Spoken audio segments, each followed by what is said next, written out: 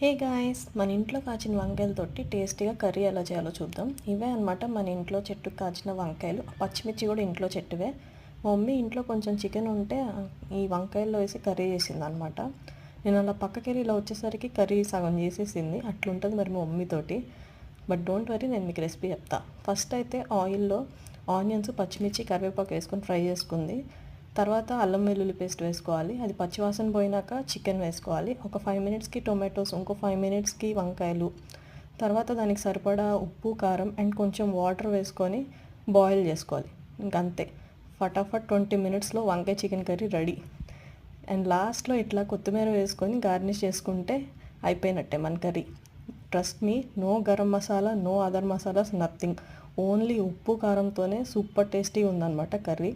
So ఇలా వేడి వేడి అన్నంలో మనం ఫ్రెష్గా చేసుకున్న ఈ వంకాయ చికెన్ కర్రీ వేసుకొని తింటే సూపర్ ఉంది. మీరు ఎప్పుడన్నా ఈ కాంబినేషన్ ట్రై చేశారా? Do let me know in the comments.